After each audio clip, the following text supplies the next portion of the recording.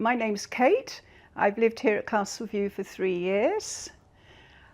I used to be a teacher and I retired and carried on living at the family home, which was local.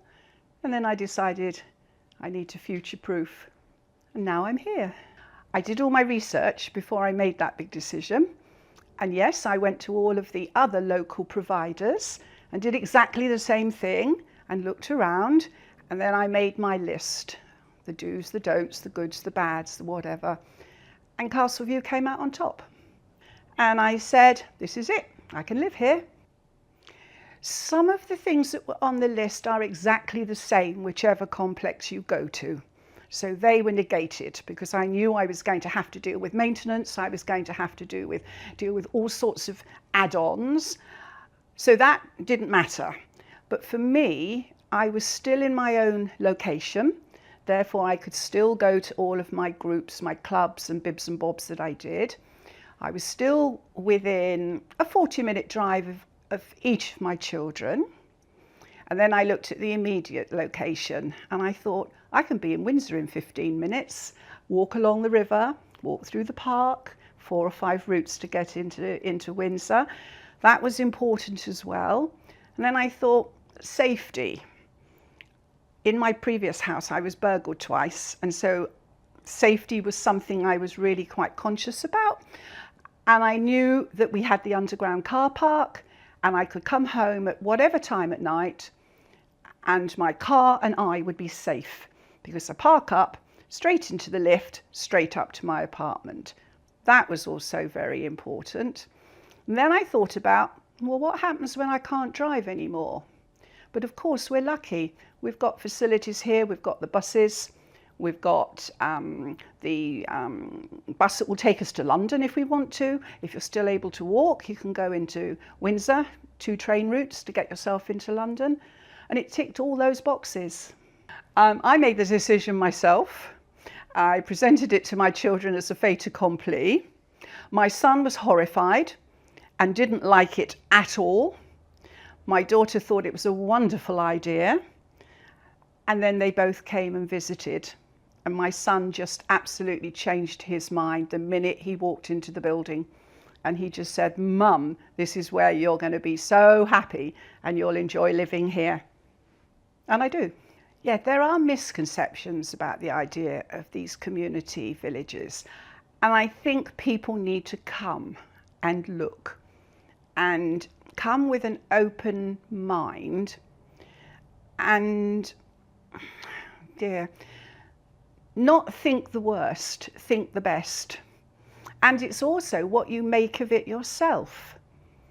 Because you can come and live in a village like this, where many of our homeowners do, and they're very independent and lead their own lives, which is brilliant. We have people who live here as well, whose mobility is not, maybe they've given up their driving and what have you. Their lifestyle slightly changes as well. But a community like this actually offers a lot to absolutely everybody. It's a little bit sentimental. I walked into my apartment and the door number was the date of my late husband's birthday. And I just walked in and that apartment embraced me. As bonkers as that sounds, I just walked in and fell in love with it and thought, I can be happy here. It was a show apartment and it was all beautifully set up, but you had to think and look further than that because your own ideas and thoughts were going to come into it. Yeah, it's lovely. That's all I can say. I just love it. For me, downsizing was not a problem. I'd already decided I was coming here.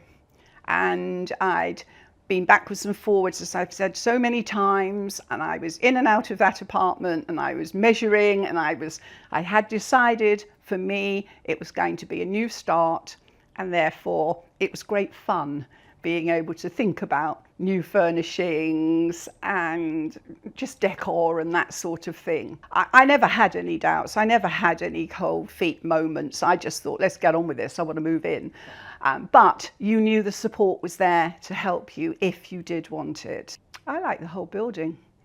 I think we're very lucky. We've got the restaurant. And there are people here that have never switched their ovens on. They've never used their hobs because they eat in the restaurant. That's a facility which suits a lot of people. We've got the library, we've got 2 bars. If you want to use them, they're there.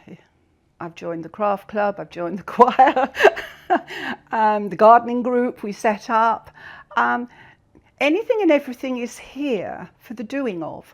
So if it's a little bit, I suppose, a little bit like U3A is. If somebody moves into the building and wants to start a bridge group or a mahjong group, and they're willing to run it, it'll happen. I would say to anybody moving in, don't worry. It's a very, very friendly community here, very welcoming. I don't think there would be one person that would walk in, move in, and not have somebody saying, do you want a cup of tea? Or can we help you with anything? Or go down to happy hour and you sit and chat to people. No, I don't think you need to worry about that at all. But equally so, as I said, if you're a private person, you can do that too. If I was approaching retirement, I'd say to somebody, do it. Future-proof now while you can enjoy it all.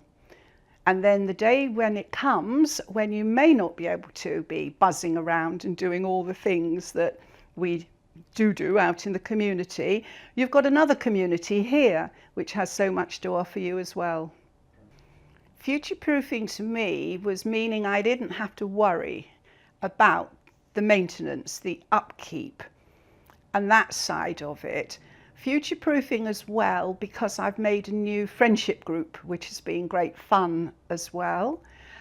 After I moved in, I got COVID. If I'd lived where I did before, I'd have been completely on my own and relying probably on my children to drive the 40 minutes to get out to me to do things. Here I was lucky. You just rang down to reception, you ordered your dinner, it appeared at your door, doorbell rang, they ran away, I opened the door, there was my food. Then all of my mates, we have WhatsApp.